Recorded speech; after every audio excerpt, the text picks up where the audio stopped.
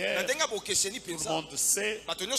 Tout le monde sait que 6 heures du matin chez nous, 6 heures du matin, c'était la première heure du jour. 9 heures, c'était la 3e heure. 12 heures, c'était la 6e heure. Et quand on parle de la 9e heure, vous avez déjà l'idée qu'il s'agit exactement, dans notre temps actuel, il s'agit de 15 heures.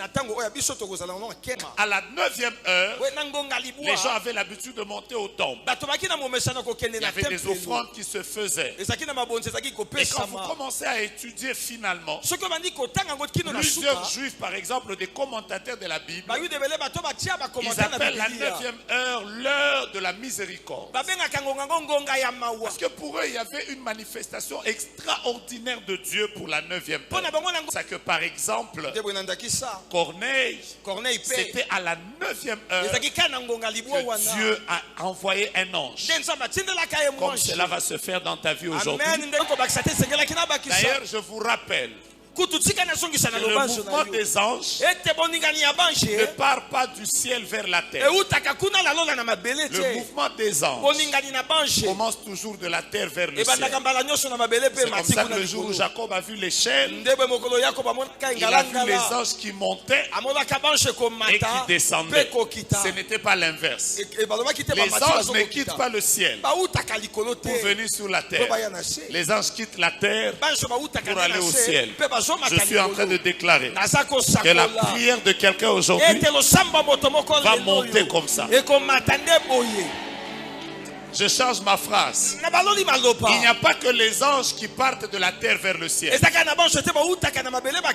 la pluie ne vient pas d'en haut. La pluie vient d'en bas. Il faut d'abord qu'il y ait évaporation pour qu'il y ait précipitation. Et Actes des Apôtres chapitre 3 commence avec la 9e heure.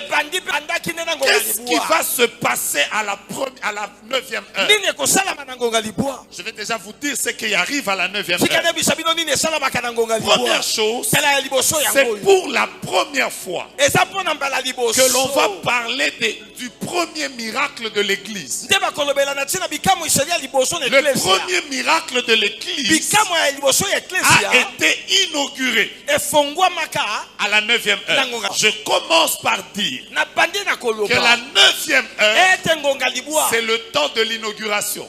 Quand on parle d'une inauguration, sachez d'abord qu'il y a eu clôture. Vous ne pouvez pas inaugurer quelque chose sans que vous puissiez clôturer une autre. Quand vous inaugurez la rentrée scolaire, sachez que vous venez de clôturer avec les vacances. Quand vous inaugurez le temple, sachez que vous venez de clôturer avec la construction. Parce que chaque inauguration est un début d'une nouvelle chose. Que les maladies qui vous dérangeaient sont en train d'être clôturées. Je pensais que je parlais à quelqu'un. Je suis en train de clôturer avec les problèmes de tension, de sucre, de diabète, d'asthme, de tous les problèmes qui me dérangeaient. Fais avec moi, je ferme. Tu sais que je suis en train de clôturer avec la pauvreté, les blocages, les choses qui t'ont fait pleurer cette année. Pourquoi je les clôture? Parce que Dieu m'a envoyé inaugurer ce qui n'a jamais existé dans ta famille. Si j'étais toi, j'allais taper mon voisin. Aujourd'hui, je suis venu inaugurer. Dans ma famille, il n'y a jamais eu de bon mariage. Moi, je viens inaugurer avec de bons mariages dans ma famille. Si c'est un voisin qui ne te parle pas, regarde celui de l'extérieur, dis-lui dans notre famille, les gens ne voyagent jamais, les gens ne réussissent jamais. Ça va commencer par moi. Est-ce que nous sommes en train d'inaugurer où est la croix que nous sommes en train d'inaugurer? Et ton amen peut être la clé qui inaugure. Amen. Je suis en train de bénir le Seigneur. Ce que ton père n'a pas fait, ce que ta mère n'a pas fait, ce que tes frères n'ont pas fait, ce que tes grands-parents n'ont pas fait, ce que tes arrières n'ont pas fait. C'est à toi que je parle. Ça commence avec toi. Je vais vous définir ça simplement. Le miracle, c'est la nature divine qui se manifeste dans la vie de l'homme. Le miracle, c'est la nature de Dieu qui entre dans le monde de l'homme et qui produit le surnaturel. Parce que ce qui est naturel pour Dieu est surnaturel pour l'homme. Dieu guérir, ce n'est pas comme nous cherchons, oh Dieu guérit. Non, Dieu guérir, c'est sa nature. Libérer les vies des gens, c'est la nature de Dieu. Bénir les hommes, c'est la nature de Dieu. Et quand tu arrives à la 9e heure, c'est le temps où le divin entre dans l'humain pour produire ce que l'œil n'a jamais vu, ce que l'oreille n'a jamais entendu, ce qui n'est jamais monté dans le cœur de l'homme. Le miracle n'est pas humain. Le miracle est divin. Le miracle est donne. Le miracle bouge. Le miracle bouge. Le miracle fait que quand un homme arrive là, il le regarde. Il dit ça, c'est le doigt de Dieu.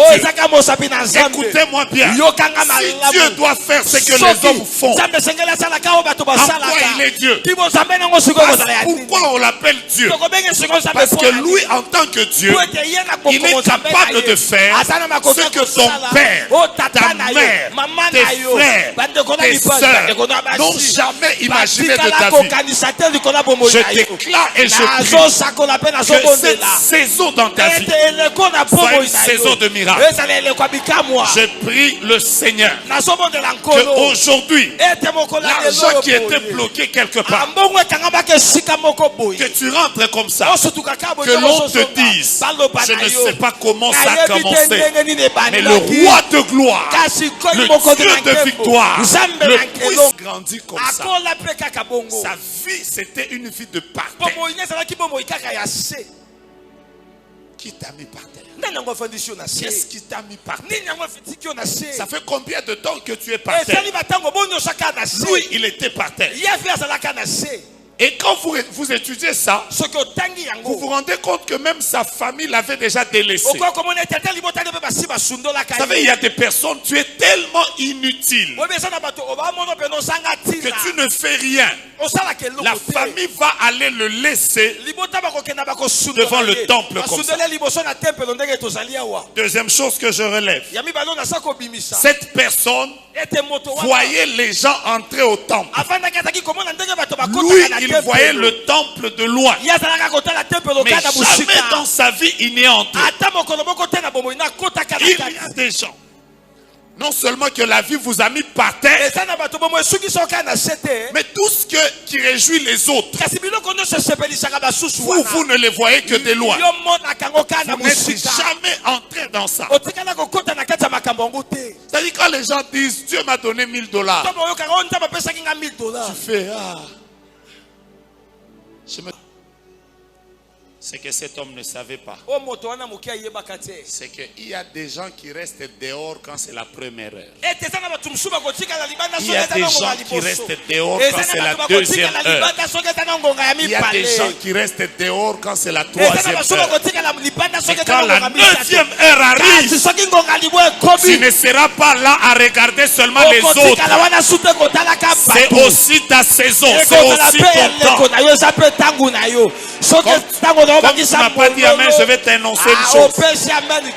Est-ce que vous savez que même le torchon a son heure. Allez dans les maisons à 7 heures ici. Vous allez voir curieusement tous les torchons sont dehors. Les gens les piétinent. Tu viens avec tes saletés, tu piétines le torchon. Vous savez pourquoi vous vous moquez du torchon? Parce qu'il est 19 heures. À 22 heures, ce sont les chiens qui sont sous les torchons. Mais j'aime.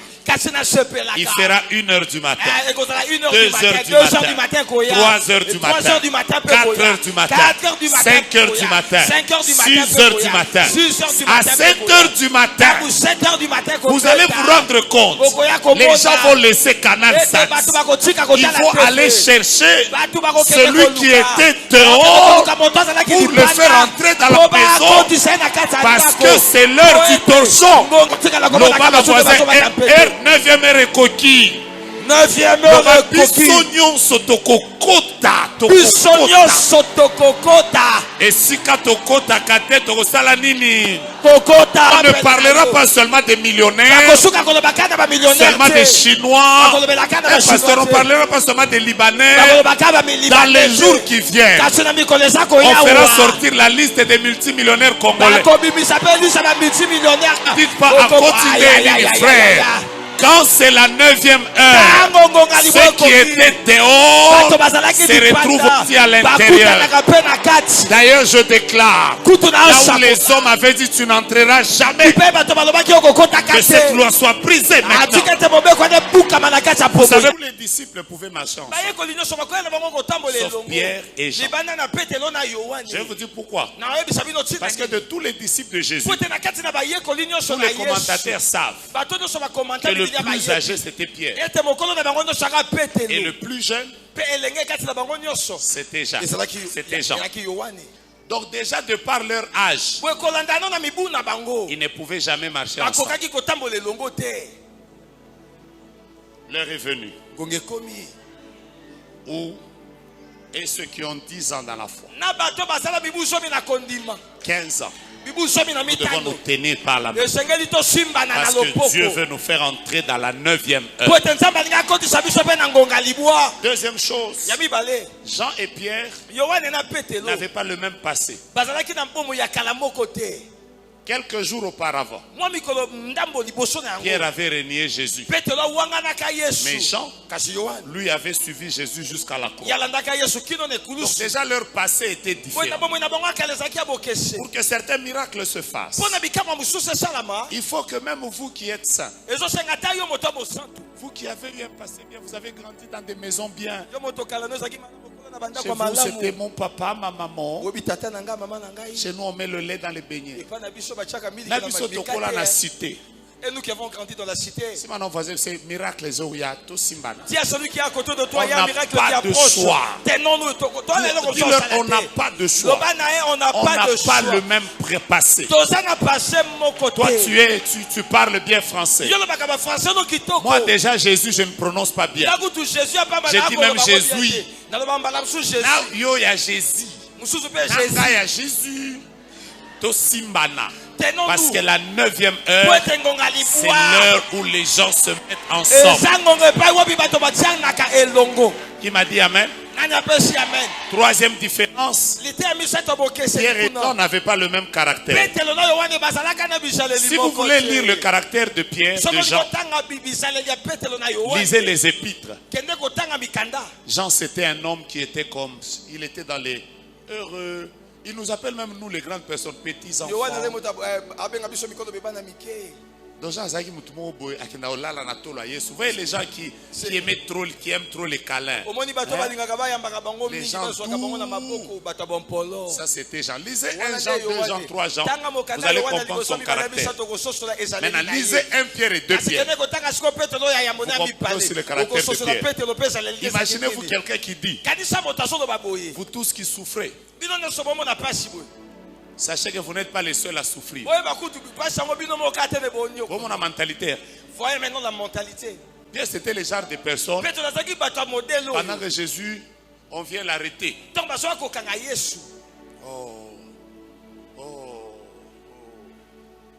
Pendant que Jésus est en train de dire, oh, qui cherchez-vous? Il est en train de regarder. Il est en train de cibler. Après, et directement il agit. Épée. Imaginez-vous que celui qui était doux et celui qui était chaud, à la 9e heure, Dieu les a mis ensemble. Qu'est-ce qui se passe? Quand ils arrivent devant le paralytique, je commence à terminer. Ils disent au paralytique, regarde-nous. Regarde-nous. Le paralytique les regarde à deux. Et là, il parle à deux. Regarde-nous. Mais, après Pierre dit, je n'ai ni or. Mais si Jean était là, si Jean était quinoa, il allait dire à Pierre, oh, comment tu dis je? Donc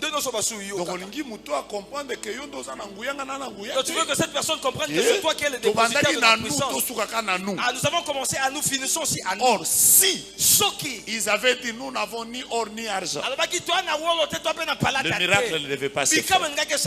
Parce que la clé de l'église n'avait pas été donnée à Jean. La clé de l'église avait été donnée à Pierre, qui devait ouvrir. Pierre. Jean s'est tenu calme. Il a laissé Pierre prendre les décisions. Il y a certains miracles qui se produisent. Quand nous arriverons à un niveau où nous allons nous accepter. Mais quand ils sont arrivés devant, Pierre dit, je n'ai ni or ni argent, et ce que j'ai, je te le donne au nom de Jésus. Lève-toi, marche. Je me tiens ici et je déclare comme Pierre, je n'ai ni or ni argent, mais ce que j'ai maintenant, je te le donne au nom de Jésus. Sois guéri. Je n'ai ni or ni argent, mais ce que j'ai, je te le donne au nom de Jésus. Que les portes fermées s'ouvrent. Vous savez que pendant que je déclare, il y a des choses qui commencent à prendre place. Je n'ai ni or ni argent, mais ce que j'ai, je te le donne au nom de Jésus. Tout ce qui bloquait ton mariage vient de s'arrêter.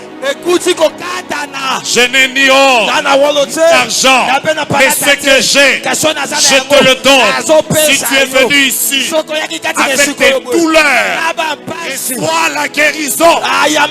Tu es venu avec un enfant malade, reçois la guérison. Tu es venu avec quelqu'un, tu es venu avec une photo de ton père, de ta soeur qui est quelque part en France, aux États-Unis. Je te dis la vérité.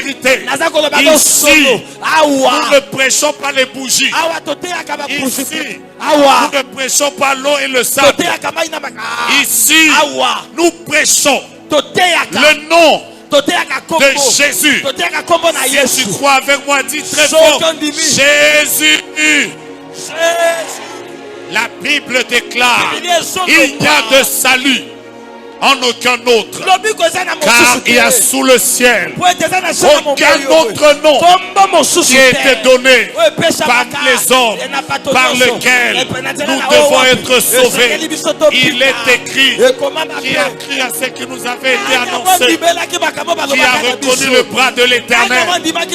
Il s'est élevé comme une faible plante, comme un rejeton qui sort d'une terre desséchée. Nous l'avons considéré comme puni, frappé de Dieu et humilié. Cependant, il s'est chargé de nos souffrances. Il a porté nos iniquités. Le châtiment qui nous donne la paix est tombé sur lui. Et par ses meurtrissures, nous avons été. La Bible déclare, ayez les sentiments qui étaient en Jésus, lequel, existant en forme de Dieu, n'a point regardé comme une roi a arraché d'être égal à Dieu. Il a vécu comme un simple homme. Il s'est rendu obéissant jusqu'à la mort et jusqu'à la mort de la croix. C'est pourquoi aussi Dieu l'a souverainement élevé et il lui a donné le nom qui est élevé au-dessus de tout nom, afin que au nom de, je t'entends pas, au nom de tout genou fléchisse et toute langue confesse que Jésus est Seigneur, à la gloire de Dieu. L'Éternel est mon berger, je ne manquerai de rien. Il me fait reposer dans des verts pâturages, il me dirige vers des eaux paisibles, il me conduit dans les sentiers de la justice, il restaure mon âme quand je marche dans la vallée de l'ombre de la mort. Je ne crains aucun mal, car tu es avec moi. Ta houlette et ton bâton me rassurent. Tu dresses devant moi une table en face de mes adversaires. Tu huiles ma tête et ma coupe. Oui, le bonheur et la grâce m'accompagneront tous les jours de ma vie. J'habiterai dans la maison de l'Éternel jusqu'à la fin de mes jours. Qui accusera les élus de Dieu? C'est Dieu qui les justifie. Il n'y a donc aucune condamnation pour ceux qui sont en Jésus.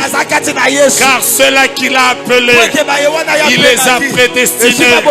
Ceux-là qu'il a prédestinés, il les a justifiés. Et ceux-là qu'il a justifiés, il les a glorifiés. Que dirons-nous donc à l'égard de ces choses? Si Dieu est pour nous, qui sera